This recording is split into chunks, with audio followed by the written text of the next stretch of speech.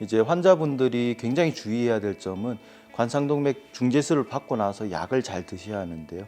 우리가 특히 스텐트 시술을 받게 되면은 이 스텐트는 금속 물질이기 때문에 결국 금속 물질이 우리 몸의 혈액 내에 노출이 되게 되면 혈소판들이 달라붙게 됩니다. 그러면 혈전이 생기면서 그 혈전이 그 스텐트 내를 다시 막아버리는 스텐트 혈전증이 생기게 되고, 그런 경우 갑자기 다시 심근경색이 오는 그런 위험한 상황이 생길 수 있기 때문에 이 피딱지가 앉지 않도록 우리가 아스피린과 같은 그런 피를 묽게 해주는 약물을 두 가지를 최소 6개월에서 길게는 12개월 이상, 그리고 그 이후에도 하나의 약물은 지속적으로 유지해야 됩니다.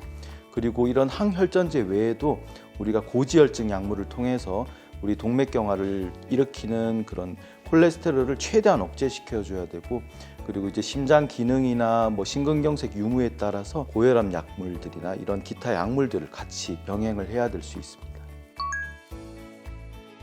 스텐트가 막히지 않게 하기 위해서는 이런 아스피린과 같은 약물이 꼭 필요한 약물입니다. 하지만은 반대로 생각하면 이런 약물들은 결국 그런 출혈의 위험성을 증가시키기 때문에 이 약을 두 가지를 쓴다는 것은 사실 출혈의 위험이 굉장히 높아질 수 있습니다. 사실 우리가 이런 피부에 멍이 든다든지 아니면 살짝 상처가 나서 피가 약간 난다든지 이런 것은 우리의 생명을 위협하는 정도의 출혈은 아니지만은 우리가 위장 내 어떤 위궤양 출혈이나 아니면은 뇌출혈 같은 걸로 갑자기 위험한 상황에 빠지게 되면 이것은 생명을 위협할 수 있는 그런 출혈이 있을 수 있습니다. 위출혈 같은 경우는 갑자기 혈변을 본다든지 아니면은 상부 위장관에서 출혈을 하게 되면 변 색깔이 새카맣게 나온다든지 그런 증상을 보이게 되고요. 아니면 또 뇌출혈 같은 경우는 갑자기 심한, 지금까지 겪어보지 못한 그런 두통이 생긴다든지, 아니면 의식 저하라든지 말이 어눌해진다든지 아니면 한쪽 팔에 힘이 빠진다든지 이런 증상을 보일 때는 뇌출혈을 꼭 의심을 해야 됩니다. 그래서 이런 위출혈이나 뇌출혈 같은 경우 특히 위험할 수 있기 때문에 이런 증상을 보인다면 반드시 응급실로 빨리 내원하시는 게 중요하다고 볼 수 있겠습니다. 일단은 보통 우리가 시술을, 특히 스텐트 시술을 하게 되면은 초기 3개월은 스텐트가 자리를 잡는, 즉 스텐트가 살이 덮이게 되는데 최소 3개월이 필요하게 됩니다. 그 기간 동안은 스텐트 혈전증이 굉장히 생길 위험이 높고, 보통 우리가 통상적으로 6개월 이내에는 그런 스텐트 혈전증의 위험이 높기 때문에 임의로 약을 중단하는 것은 굉장히 위험합니다. 그래서 저희가 아주 초응급 수술이나 뭐 교통사고를 당해서 어디 피가 난다든지 그런 응급 수술이나 아니면 암을 꼭 수술해야 되는 경우나 뭐 맹장이 터져서 수술해야 되는 경우는 저희가 이제 어떻게 약물을 조절해서 그렇게 잠깐 중단을 하는 경우도 있지만, 그 외의 뭐 발치나 뭐 건강검진 목적의 대장 내시경, 이런 뭐 미용 목적의 수술, 이런 것들은 다 6개월 또는 1년 이후로 연기를 해야 됩니다. 그래서 어떤 뭐 상황에서든 다른 뭐 병원에서 약을 중단을 권유를 받다 하더라도 저희랑 꼭 상의를 하셔서 그런 상황에 맞게 약을 조절할 필요가 있습니다. 건강검진에서 사실 우리가 꼭 약을 중단해야 되는 그런 검사가 있다면 대장 내시경인데요. 대장 내시경은 우리가 하제를 먹고, 그러니까 설사하는 약을 힘들게 먹고 장을 다 비우고 나서 힘들게 검사를 하게 되는데, 그렇게 준비를 다 했는데 정작 우리가 아스피린과 같은 약물을 복용하고 있어서 눈앞에 용종이 있는데 용종을 떼지 못하고 나오면은 굉장히 다음번에 또 이런 하제를 먹고 검사하기가 힘든 검사이기 때문에 대장 내시경을 하기 위해서는 보통 우리가 약물을 중단해야 되는데, 일반적으로 우리가 가이드라인에 따르면 위내시경에서 조직 검사 정도까지는 우리가 아스피린과 같은 약물을 복용한 상태에서 해도 무관하기 때문에 대장 내시경이 포함된 건강검진이라면 웬만하면 6개월이나 1년 뒤로 연기를 하는 것을 권유를 하고요. 그 외에 위내시경만 포함된 일반적인 건강검진이라면 그대로 진행하셔도 크게 무리는 없을 것으로 보입니다. 심근경색이나 협심증을 일으키는 그 원인이 결국 동맥경화인데요. 동맥경화를 일으키는 가장 큰 주범이 결국 우리 몸에 LDL 콜레스테롤이라는 그런 저밀도 콜레스테롤이 쌓여서 생기는 거거든요. 혈관 내 침착이 돼서. 우리가 시술 후에 관리하는 여러 관리 중에 가장 중요한 것들, 재발을 예방하기 위해서 해야 되는 것이 콜레스테롤을 낮추는 겁니다. 현재 이제 유럽 뿐만 아니라 한국에서도 개정된 가이드라인에 따르면은 저밀도 콜레스테롤을 55 미만으로 낮출 것을 권장을 하고 있습니다. 기저 콜레스테롤 수치에 상관없이 콜레스테롤을 50% 이상 낮추면서 또 절대적으로는 55 이하로 낮추도록 강력한 고지혈증 약물을 사용을 하는 것이 꼭 필요합니다. 만약에 흡연자라면 당연히 금연을 해야 되는 거고요. 이제 일반적으로 사람들이 생각하기 쉬운 게 이제 담배를 좀 줄이면 괜찮겠지라고 생각을 하시는 분들이 굉장히 많은데, 담배를 줄인다라고 해서 이게 그 심혈관 발생 위험을 다 줄일 수는 없거든요. 그렇기 때문에 담배를 한 개 피라도 필 경우에는 이제 혈관이 수축하는 경향을 항상 갖고 있고, 이걸로 인해서 이제 심혈관 발생 위험도가 어느 정도는 높아지기 때문에 반드시 금연을 하시는 게 심혈관 질환의 예방에는 도움이 될 것 같습니다. 특히 이제 요새는 전자담배가 많이 나와 있어서 사람들이 저는 전자담배 피니까 괜찮겠죠라고 말씀을 되게 많이 하시는데, 그 전자담배에도 이제 다른 그 암 발생을 줄일 수는 있을지는 모르겠지만 심혈관 발생 위험도는 여전히 높기 때문에 저희 질환 입장에서는 전자담배도 안 됩니다. 보통 이제 금연을 하시게 되면 이제 그런 흡연에 대한 욕구를 이제 간식으로 푸시기 때문에 체중 증가가 이제 동반되시는 분들이 많은데요. 체중이 올라감으로 인해서 심혈관 발생 위험이 높아지시는 것보다도 금연으로 인해서 이제 심혈관 질환 예방하는 효과가 더 크기 때문에 일단은 금연을 저희가 권고하고 있습니다. 심장 혈관을 약간 수축하게끔도 만들고요. 이제 심방세동이라고 하는 부정맥 같은 것들이 생기실 수가 있기 때문에 절주를 하는 게 좋다라고 생각이 되고요.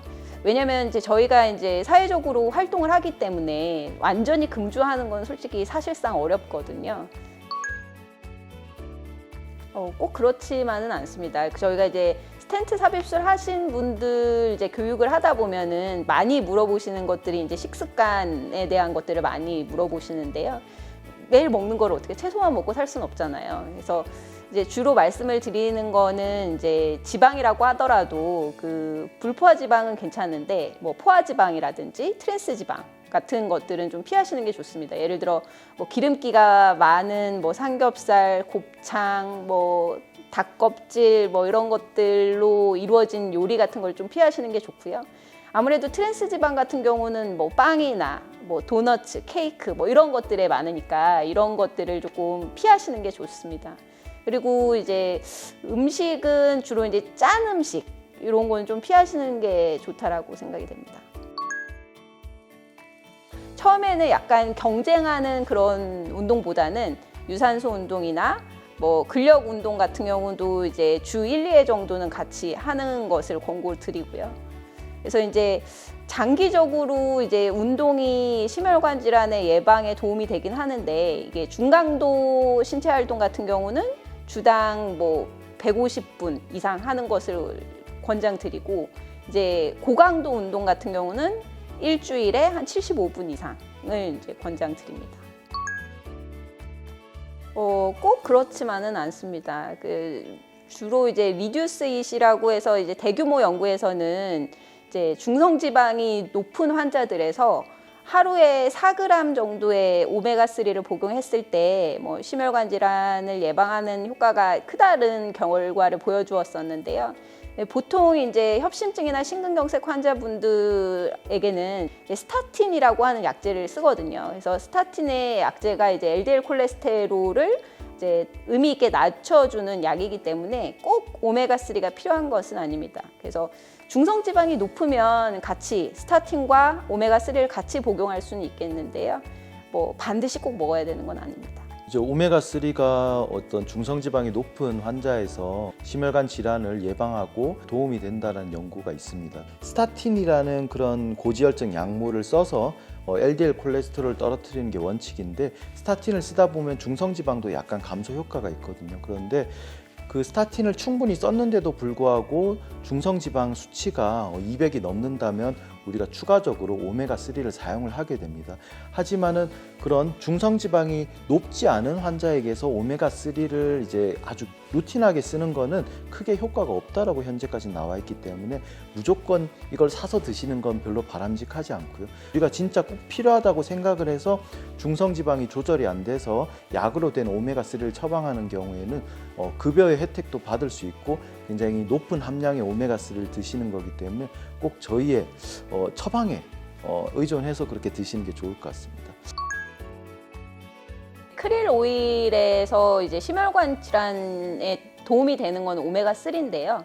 크릴 오일 내에 포함된 오메가3의 함량이 매우 작고 그것에 비해서 가격이 굉장히 비싼 게 있거든요. 그래서 가성비 떨어진다라고 볼 수가 있겠고, 그리고 이미 이제 그런 LDL 콜레스테롤이나 이제 중성지방이 높게 되면은 병원에서 처방받는 게 있기 때문에 뭐 그것을 위해서 건강 보조식품인 크릴 오일을 사서 드시는 거는 권장드리지 않습니다. 그리고 홍삼과 같은 경우는 이제 홍삼을 많이 드시게 되면 이제 간장에서 보통 대사가 되는데요.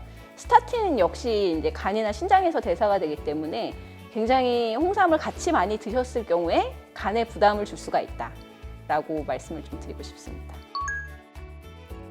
일단 시술을 받은 환자분들이 그 증상을 경험을 했었기 때문에 잘 아실 것 같습니다.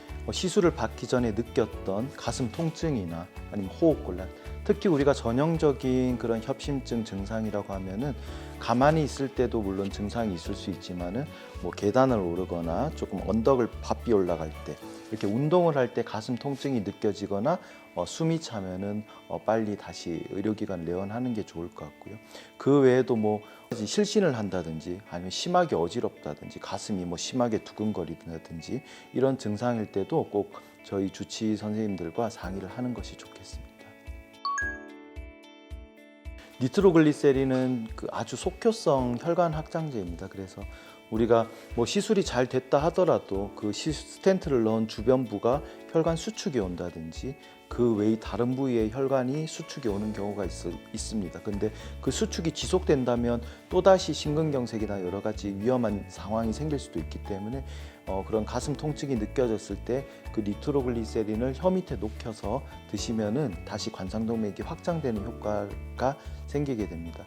보통은 효과가 한 1, 2분에서 나타나기 시작해서 거의 5분 이내에 다 효과가 나타나거든요.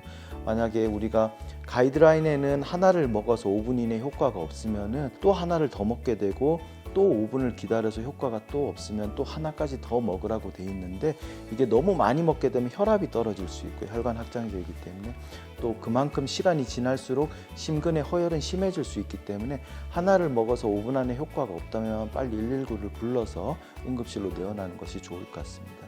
그리고 우리가 니트로글리세린은 보통 유효기간이 한 3개월 정도밖에 되지 않고 굉장히 차광을 해야 되고 보관이 어렵습니다. 그래서 3개월이 지나서는 사실 먹더라도 효과가 없고요. 그 외에 좀 유효기간이 긴 게 스프레이 제제가 있는데 니트로글리세린 뭐 스프레이나 아니면은 그런 이소켓 스프레이가 있습니다. 그거는 보통 유효기간이 1년 이상 되기 때문에 똑같이 사용법은 혀 밑에 뿌리면 되고요. 그래서 나머지는 이제 니트로글리세린과 똑같이 사용을 할 수 있습니다.